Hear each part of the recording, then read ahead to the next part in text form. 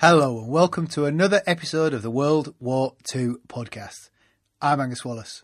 In this episode, we're starting with the 110th Infantry Regiment in the Ardennes and following a small number of GIs who were captured by the Germans and sent back to Germany to ultimately work as slave labour on Operation Swallow.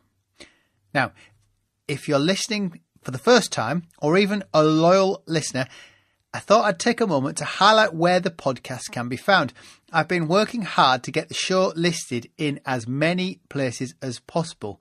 So if you use Apple Podcasts, Google Podcasts, Google Play, iHeartRadio, YouTube, Pandora or Spotify, you should easily be able to find me there.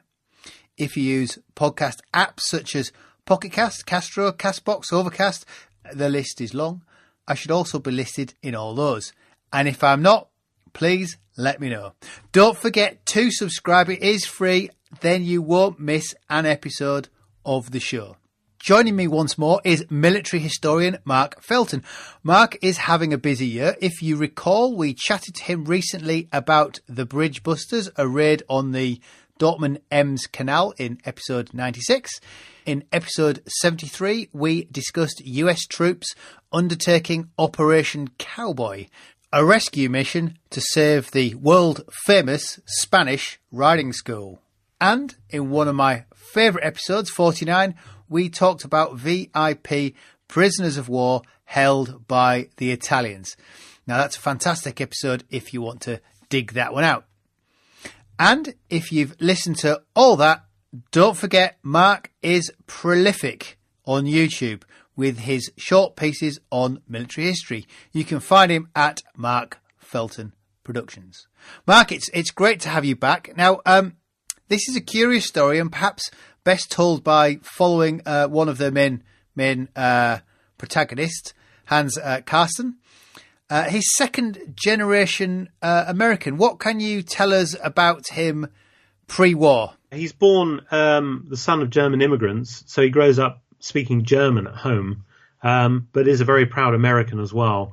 He had a bit of a strange time, so he's like to say he retired after university, which means he buggered off and did what he wanted to do, which in this case was head off to the South Seas and play around a bit. And then, of course, the war breaks out with the Japanese. He volunteers to man an anti-aircraft gun on the ship that's bringing American civilians back to the US and is wounded in an attack. He was much older than most of the PFCs of that period in the Ardennes. He's had much more life experience.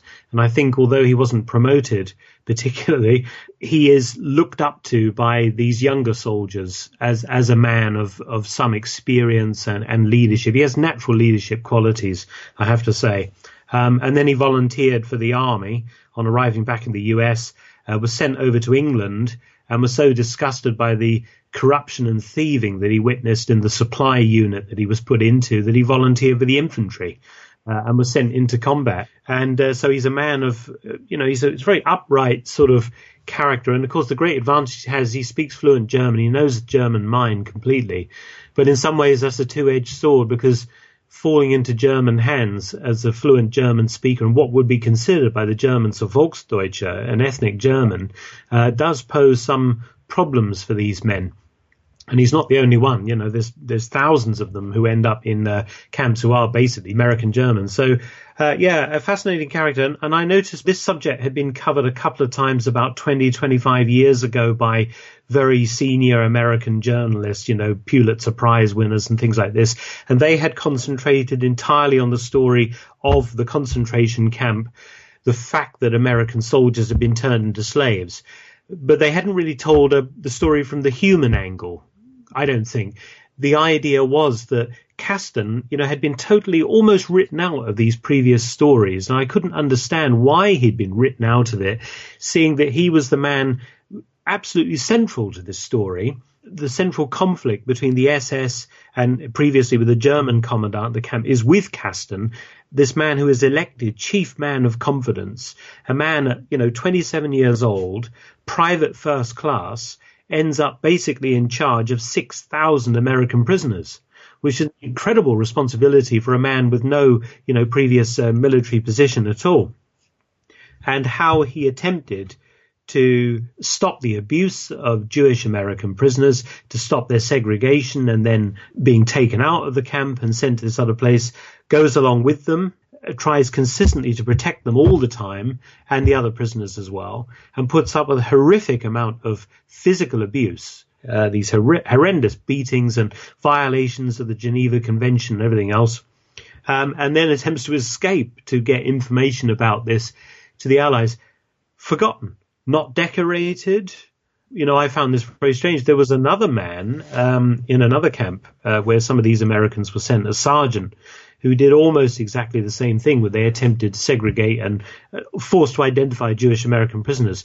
After he died, later, he was awarded a posthumous Medal of Honor after his son campaigned for this, but Caston completely forgotten, disappears. Let's look at his remarkable story of just his capture, because that's a film in itself. So he's part of the 110th, isn't he? So he's part of the 110th. Let's get us to the Ardennes. So he's part of the 110th. It's the 28th Infantry Division. Now they do see heavy fighting up until they go for a rest in the Ardennes, don't they? That's right. They've been in the Hurtgen Forest, which was the famous meat grinder, and had suffered massive casualties. So unlike some of the divisions in the Ardennes, they are highly experienced at killing Germans, and they know exactly, what's likely to happen. They're sent, as you said, to the Ardennes as a sort of rest and recuperation centre, a bit of light patrol activity, and of course never expected a full-scale German assault. But they fought very well. I mean, one of the reasons why the Ardennes offensive failed was because of the resistance put up by isolated American units who were prepared to stand their ground and fight while surrounded.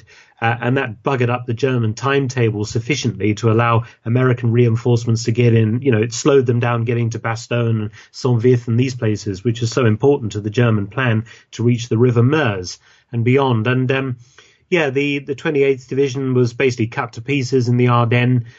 He has an extraordinary thing of escaping and being captured 3 times. It's that determination to, as you say, he's captured, he escapes, he arrives at the company command point, goes out the back window as the Germans are coming in through the front door, then ends up at Clairvaux, which is, I don't know if is that the regimental HQ or the division HQ? That was the main, it wasn't divisional, but it was certainly for the regimental headquarters and all of that, absolutely. And that massive battle in the castle, Clairvaux Castle, which is, again, another famous last stand, which has been largely forgotten and written out of history.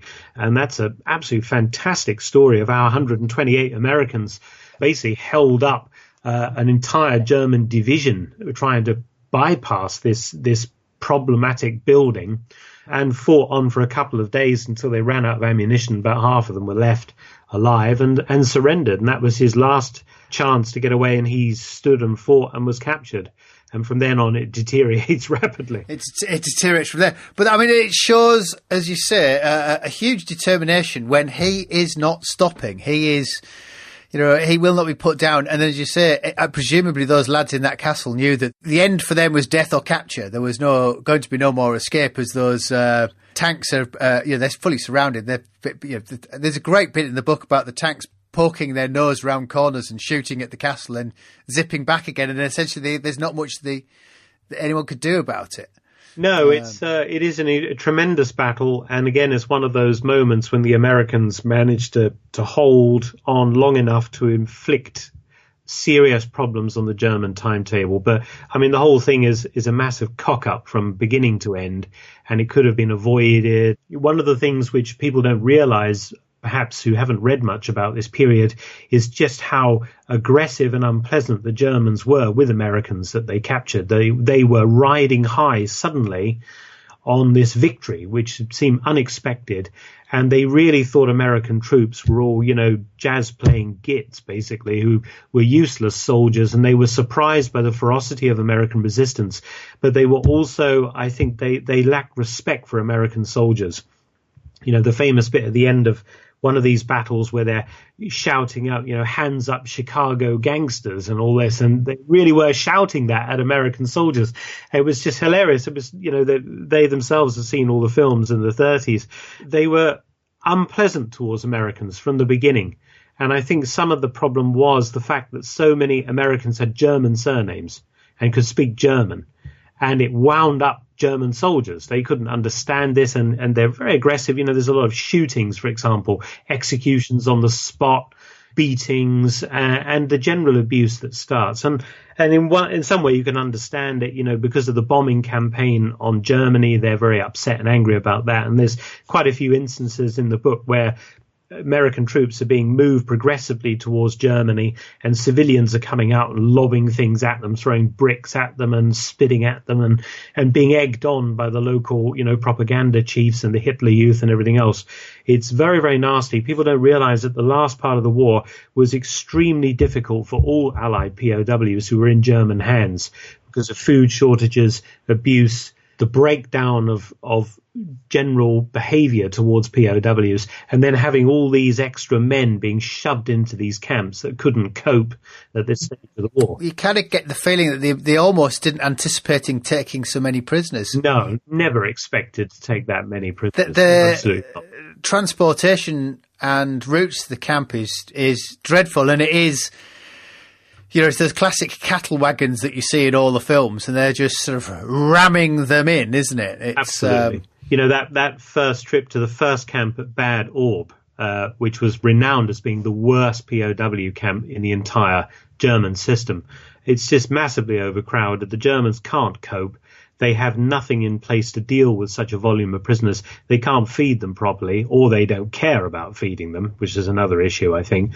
And the camp itself is a total mess. And you see quite quickly somebody like Caston is reluctantly forced into a position of leadership because the officers are taken away. They take away the officers, put them somewhere else, and leave the men to deal with it as best they can. Did they take away the NCOs as well, or is it just the officers? Initially, they left the NCOs, then they removed the sergeants as well, and they were all sent to a separate camp. So they were left with a situation, I think 5 officers left in about a camp of about 6,000 men, and they're, dentists, chaplains, and people, doctors and people like this. So they have to do the system, which had actually worked quite well in the British camps already, which was men of confidence issue, electing men who had sufficient strength of personality and organizational ability to do this. But, one of the problems is there was this fine line. I think a lot of them were reluctant to get involved in any kind of camp leadership because it was felt to be collaboration with the Germans. If you were dealing with the Germans or negotiating with them, you could be accused of being a bit, suspicious. And even during the documentary stuff that I came across, some of the original material suggested that some prisoners didn't trust Caston because he was considered to be a German, because he was German, could speak German, his parents were German. They were a bit suspicious of people like this because quite a few of these men of confidence were actually German Americans because of their language ability. But in fact, they were men taking real risks in dealing with the Germans, because the Germans also were very suspicious of these men as well, and they considered them sort of traitors to the fatherland as well. It's a thankless task. It struck me as a real poison chalice of a job to want to actually take on. And he didn't want it, and it was forced into it. They have an initial election. Each barracks elects a man of confidence. So you have 15 barracks who elect each, and then of that, those 15 have to elect one from amongst themselves. And I think at that time there were quite a few NCOs involved, and I think they gave it to him. They sort of forced him to take it because none of them fancied having to take the buck. The buck stops here, dealing with the German commandant. They thought, sod that. We'll give it to some PFC, bully him into doing it. And of course he took it, but actually proved to be extremely effective. He was able to negotiate, and he was prepared, importantly, to put his neck on the line for the good of everybody else. And I think that filtered down to the ordinary men. They really did see that Caston and some of the other ones were trying their best to alleviate some of the problems with the German authorities. Well, one of the first things he tries to do is instill sort of law and order back on the camp, isn't it? Yeah, which was unpopular because there was a bit of mob rule going on. And he says to the German commandant, right, what I want to put together my own military police unit from amongst my own men. And indeed, they're issued steel helmets with MP written on it in white paint and, given pickaxe handles and things like this, and actually put discipline in. So that makes him quite unpopular to start with, because the MPs are seen as controlling the Americans for the Germans. But of course, as he realizes, without law and order, it's going to be mob rule and people will starve to death. People will be victimized. You've got to put in place some kind of order. Otherwise, the Germans will do it in their own heavy-handed way.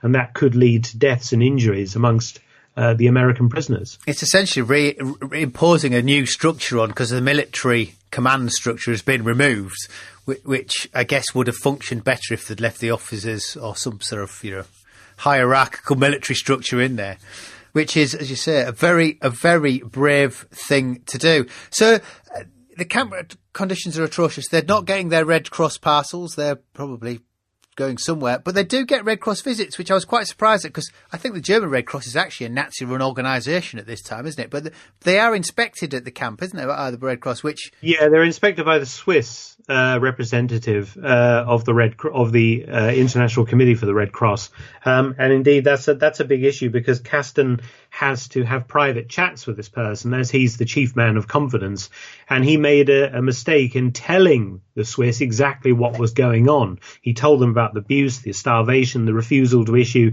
DT powder, to delouse them, to showers, all this. And the Germans had made some efforts at window dressing the camp before the arrival of the Swiss representative. And then this Swiss guy turned around in a meeting with the German officers, of which Caston is present, and basically keeps referring back to the complaints being made by Herr Caston and the other men of confidence about this problem. And it was quite clear that revenge was going to be taken. Once the Swiss were out the way, Caston's feet would not touch the ground, because he had humiliated the German commandant, who was a fairly nasty bit of work himself, and humiliated the German POW camp system. And all this stuff, these Red Cross reports are filed. They still exist. I dug them all out and, looked at it all in great detail. And it's an absolute, catalogue of indictment towards the German authorities. And we're along the lines of, is this deliberate by the Germans? Are they deliberately being hostile towards American POWs? Or is it a catalogue of errors caused by the general war situation of the bombing and inability to get supplies in?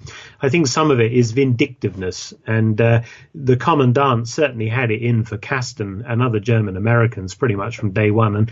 And then we end up with the issue of Jewish American prisoners of war, which comes up. I wasn't never quite sure whether the Americans had clearly drummed into their Jewish GIs that you don't want to be Jewish, or at least seem to be Jewish, but some of them do identify as being Jewish in the camp, and some of them hide themselves. Well, the problem is the dog tags are marked with religion, and Jewish soldiers' dog tags were marked with H for Hebrew, which was really useful. So a lot of them threw them away, of course, on capture, because they knew that the policy of the Germans. However, in the German military authorities, the Wehrmacht, it clearly states that Jewish American enemy combatants who are members of armies will be treated as regular prisoners of war, not segregated, and the Holocaust will not basically apply to them. But somehow this changed, and the commandant had Caston in to a meeting, and he basically told him, I'd like you to identify all of the Jewish American prisoners in the camp so they can be segregated. And he refused to do this. And he told them very famously, we are all Americans. We do not, differentiate by religion, creed, color, etc. Well, color was certainly at the time, but not religion. And, was severely beaten for this, thrown down the stairs and knocked about very badly. He then went straight back, called everybody else together, all the other men of confidence. He told them what the Germans were up to, and he said, do not cooperate. And, of course, they then call a parade A few hours later, the entire camp is paraded. The commandant gets up and he orders, all Jews 1 pace forward, and nobody moved. And he gave the order again, and nobody moved. And of course, red face, loss of face, etc. He then ordered that 350 Jews would be selected from amongst the prisoners. And of course, they don't know who is a Jew and who isn't. They've identified a few, certainly, but they pulled out 350 people they thought looked Jewish or were troublemakers. And so they pulled out about 80 people who were actually Jews. The rest of them were Hispanics, they were Italian Americans, and they were people like Caston and his men who were simply trying to alleviate some of the problems, and they were labeled as troublemakers.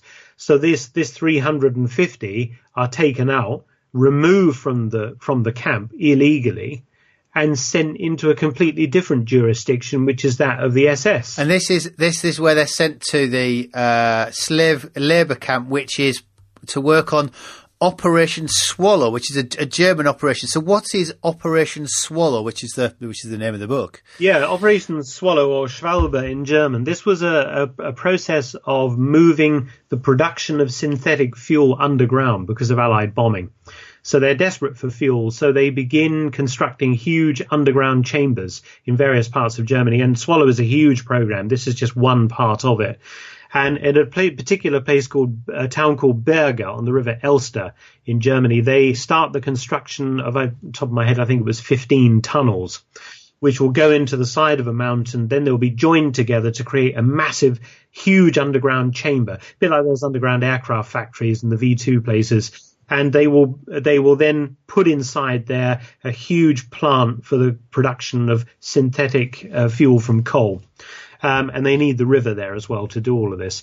And this was initially being constructed using slave labor from Buchenwald concentration camp. The problem was, by the time the prisoners were sent from Buchenwald, they were in such a state that they were dying like flies, and they were simply no good for heavy labor. I was very, very surprised to find out that the commandant of the POW camp, his cousin happened to be an SS officer placed in charge of this operation.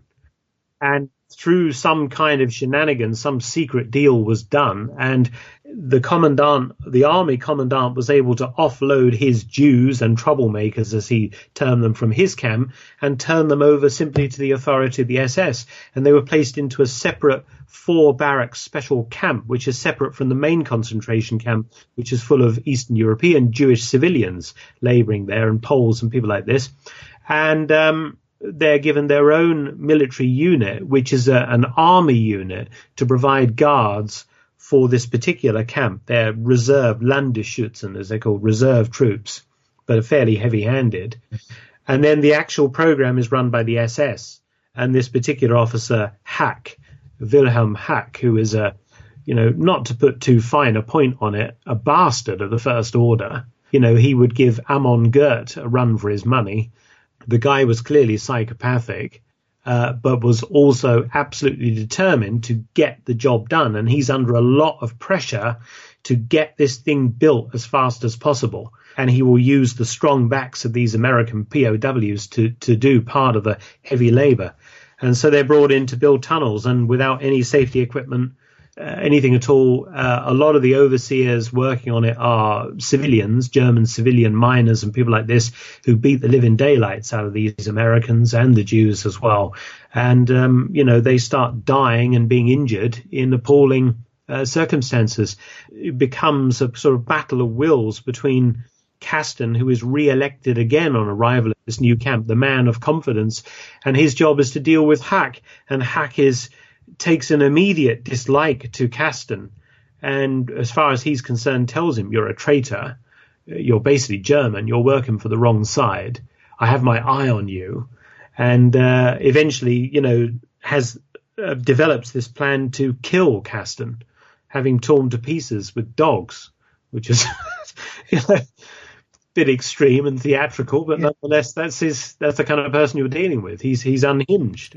And it's important really to note that these men really are treated, even though they're officially designated American civil prisoners of war, they are treated as slave labour as the other Jewish or Eastern European slave labourers in the camp. Well, they get a nasty shock on arrival. The first shift goes in. They're divided into 3 shifts. The first shift goes in and slaves in this place for about 12 hours, comes back, tells everybody else what's going on, and they refuse to parade the next day, and they refuse to cooperate.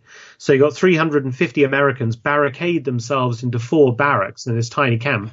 And, of course, the SS come to deal with it. And, it's no holds barred. They surround the place with heavily armed troops, bring up Alsatians and everything else. And they're told, you either go to work or we send in these dogs and everybody else, and there will be massive repercussions for you. This is not an army-run POW camp. You people don't exist. So get with the program. And indeed, that's what happens. They have to come out and surrender and then go into this process. So from quite early on, Caston and his 2 lieutenants are thinking about how they can get information about this appalling war crime and this illegal use of regular army troops in this program, how they can get this information to the Allies. And it seems that they can't. And then you've got the increasingly psycho behavior of Hack as he becomes more and more obsessed with Caston and the others and getting rid of them.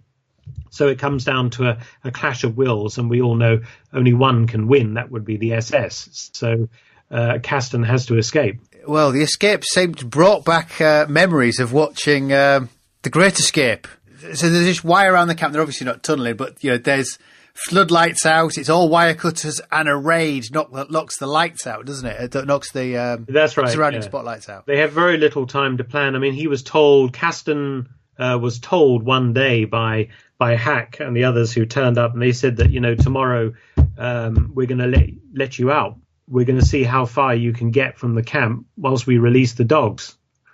And the intention was literally to tear him to pieces with the dogs, and it would be written down as an attempted escape. And he went back to his accommodation and decided, I have to escape immediately that night. And his 2 lieutenants were determined to come with him, and they begged to be taken along with him. And so the 3 of them put together this escape, and they've got nothing. I mean, they've got a pair of wire cutters, the clothes they're wearing, they're US Army uniforms. They have virtually no food, like half a loaf of stale bread and really nothing. And it's snow, deep snow, it's winter time. And the nearest Allied unit is about, I can't remember off the top of my head, but it's several hundred miles. And they intend to use their language skills. They can all speak German. They can pass as Germans. Well, certainly 2 of them can. And they will attempt to walk to freedom and get information about this to the Americans. And it seems to an impossible situation. But it's either that or be killed. So, and of course, once they escape, you can imagine the fury of Hack and then the SS security police. They want to find these people, hunt them down, and bring them to kill them, basically. So they do get a tremendous distance. I was quite surprised how badly treated men, underfed, overworked, they do get 50 or 60 miles, don't they? Yeah, they manage to, they sleep rough a couple of times, and the other times they manage to get into places to sleep, and eventually it comes to a head because they walk into the wrong beer cellar, and they're attempting to get food and drink and a room and all of this, and they start talking to the wrong people who have become suspicious. Actually, it was a German Air Force officer at another table became suspicious of these 3 young men. Eventually they're shot to the authorities like that and arrested. But they do this in American. They take the tags off, don't they? Yeah, incredibly. They're wearing greatcoats and stuff covered in snow. They haven't made much attempt to disguise themselves. Hack had shaved off his beard and moustache, but that's about it. And it doesn't take long before they're fingered. And the really crazy part was when the local German police arrive. They demand their IDs. They refuse to hand over any identification. They're searched, and Caston was actually carrying sticks of gelignite, explosive, from the mines where they've been working. And why the hell he took that, I don't know. But that's very, very serious. There's this comedy moment where everybody dives for cover, climbs out windows in the beer cellar, runs away. This terrible fear. They have dynamite with them. And then, of course, the Gestapo are called in immediately, and it deteriorates rapidly from there on in. But it shows you how desperate they'd got when they actually just end up walking into somewhere to, ask for a beer and a hot food. So do they get sent back to the labour camp, or are they sent back to the Stalag 9? No, they're sent initially to a local Gestapo headquarters where they're beaten up and interrogated. And then Hack turns up when he finds out where Caston actually is. He's very happy. He comes down and thrashes the living daylights out of Caston along with a couple of the guards. I mean, he's really beaten up extremely badly. And they're placed in their cells. And then some decision is taken. But there's always this issue now of, I noticed that the local German army commander is involved in these decisions as well. And I think he drew the line at executing them because of the state of the war. By this stage, there's only a few months left on the war. It's quite clear that committing war crimes at this point might not be such a good idea for your future yourself. So they're sent to a punishment camp, a military punishment camp, and put into basically a solitary confinement block where they're fed bread and water and, left to basically rot. And this is, again, a sub camp of Buchenwald. Now, the thing is, poor old Caston, unlike the other two, he is taken out and beaten up regularly, thrashed regularly, constantly interrogated by these German officers from the Gestapo. He loses most of his teeth. He's got broken ribs. He cracks his spine.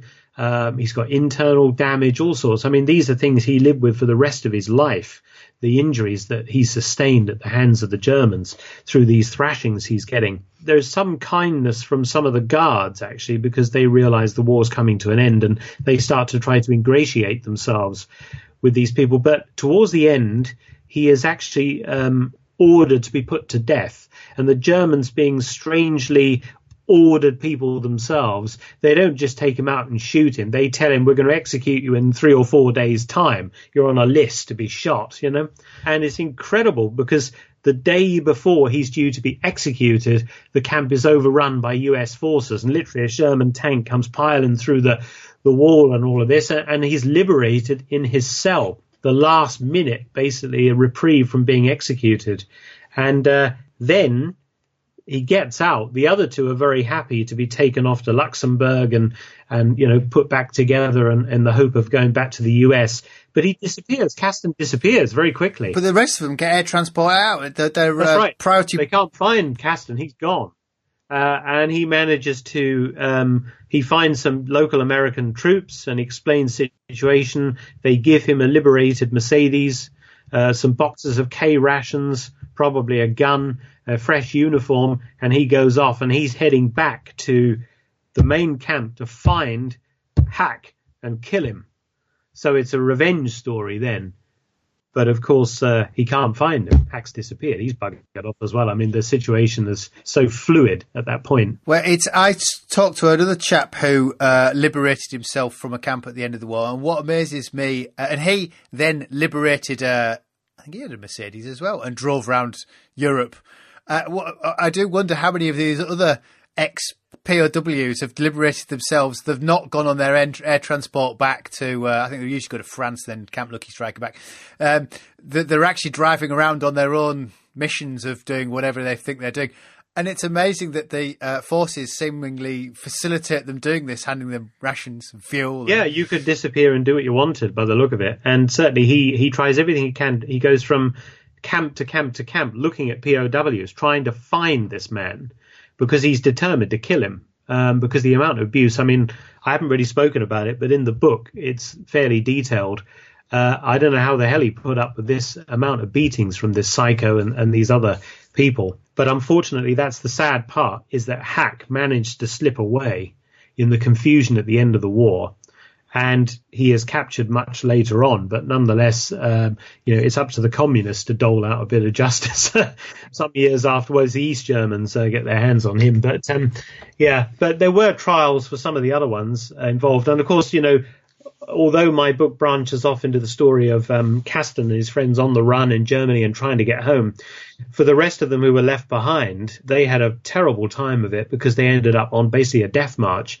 The camp was evacuated in the face of the advancing Soviets, And they walked for days and days and days and days, and some of them were shot by the side of the road and eventually were liberated in a terrible state. There were one or two photographs which I found at the US Holocaust Museum of these people liberated, and you can see they look no better off than from Jews from the concentration camps. You know, they're pencil thin, very, very sick, starved, and everything else.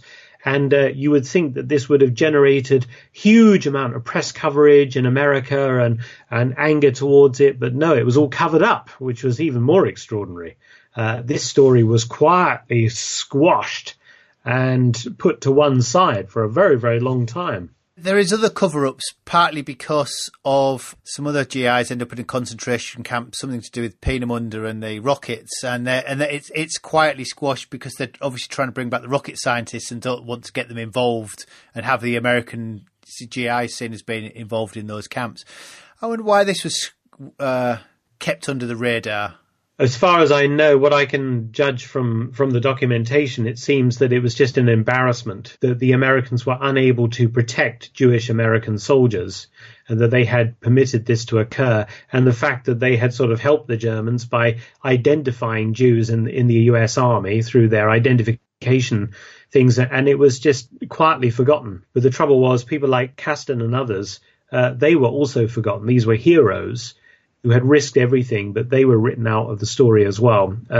He ends up back in the US, of course, and then he went to live in the Philippines for the rest of his life. He never went back to the US, and he only died, a few years ago. But it is truly shocking. It's not the only thing suppressed, as you say. The Americans did have a rather selective, and we did as well, selective way of looking at this sort of thing. But I just felt a sort of injustice had been done to Caston and some of the others, that they had been written out of history. And the Americans should face this, the fact that Jewish American and non-Jewish American troops were forced into slave labor camps and treated, exactly the same as other people stuck in the Holocaust. It's appalling. And so you were punished, the perpetrators largely got away with it, which is the sad story. And the punishments that were handed out were fairly ludicrous. A gentle slap on the wrist and let go after a few years didn't seem quite right and still doesn't today. What did Heck end up with? Heck, he was hanged in East Germany in 1949, if I remember. And I think largely because the Eastern Europeans and the Soviets in particular took a fairly hefty line with these people, less so in the West. I think he wouldn't necessarily have been hanged by that stage. And there was another guard who came in later after Caston had escaped. They brought in another sergeant to run this place who was extremely brutal and unpleasant, and he was quite severely censored for that. But most of them got away with it. And, it's the sad fact of the Holocaust is most of the lesser functionaries got away with it and lived happily ever after in Germany and places and were never found or punished. I think the main prosecutor is still alive, isn't he, from the American side? I think Ferenc, yeah. His name. Yes, he's about 100, 102, I think. Because he was only a young chap amazingly young chap at the time. You'd have thought they'd have given it. I often wonder if they thought that job was some sort of poison chalice to give it to such a young chap. I think there was a general disinterest in actually prosecuting most of them. I mean, once they did the big ones, it was, you have all these various trials of doctors and various camp functionaries and people, but I don't think it was done particularly well. And you think of the numbers who were arrested and indicted, and the numbers actually received punishment is tiny minority. But the trouble was, even he admitted in an interview, I had huge lists of these people and I only had so many seats in the courtroom dock. So I had to pick, 22 out of 500, and they would represent the rest of them and be punished. That's the sad fact of the justice that was done at the time. Yeah, and I'm guessing there's because the Cold War and your pattern was all about being much more magnanimous to them, and Churchill up to a point. I mean, Churchill said just shoot them. I think without any trial whatsoever, just shoot them. Would be the best thing to do. But extreme as well, you know. There was that thing where he didn't want to cripple Germany or be too hard on Germany like as we had in the First World War. So there was a process to be seen to be done and not go too far down pointing the finger on certain things. But it is, as I say, it is a fascinating story. And what I thought was interesting as well was the man of confidence. How divisive, what an awful, awful job that must have been, especially when you've been lumbered with doing it. Well, there was that famous bit which I wrote about in there, which was, I don't know if you remember, the guys who broke into the storeroom. This was in the POW camp, not the concentration camp, and they were caught stealing things, and they beat a guard almost to death with a hatchet. And, of course, they then disappeared back into the population. And, of course, the German commandant went to Caston. He said, if you don't hand these people over, we'll cut off all food to everybody in the camp. And they had a meeting. And how far do you go? Are you cooperating with the enemy and handing over these men who have assaulted a guard and stolen? And he said quite rightly, I think, that these men had stupidly put everybody's lives at risk. So we're not collaborating, we are protecting ourselves by handing over these miscreants who have broken not only POW camp rules but also US military regulations by behaving like this. And so that you're quite right, that terrible invidious position of how far do you go with cooperating with the Germans without actually becoming a collaborator, and if you don't do it, can you live with the consequences of having your people killed by the Germans when you could have protected them? So it is quite right. It's an interesting area, which I think is very under-researched, the world of the man of confidence, you know. Most of the POW stuff concentrates in the officer camps, where they always have a senior British officer, senior American officer and all this. And these men are used to handing out orders and whatever. But, you know, for young guys being elected to that position, very, very difficult. It hadn't occurred to me that they should separate the officers. The officers naturally have a hierarchy that they undoubtedly stick to, which they do in Castle of Eagles. There's still a sort of a hierarchy that they stick to. Well, you're the senior man. Well, what happens in the non-officered camps, where there's even more of them, and some hierarchy has to exist. And how does that function? I don't recall it in any form of I might be wrong, in any form of popular media. It's conveniently forgotten because it airs upon collaboration. All the films always talk about officer camps. The only one I can think of actually that dealt with this was that film about the elephant, Oliver Reed.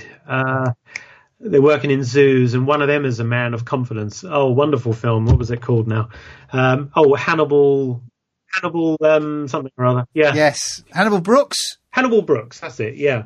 And, you know, a bit silly, but nonetheless, actually dealt with other ranks prisoners and what they had to go through, being forced into performing labour for the Germans, whether it's agricultural labour or worse.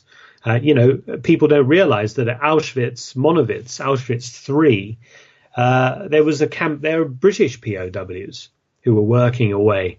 And their man of confidence was a company sergeant major who was decorated after the war for his gallantry in saving Jews that he was working alongside and things like that. And, you know, people don't realise that Allied POWs were shoved in, they were other ranks prisoners shoved into this illegal situation of labouring for the Germans. So, you know, it's shockingly under-researched, has to be said, and under-filmed, which is one of the things, you know. Well, there you go. There's a second PhD in it for you there.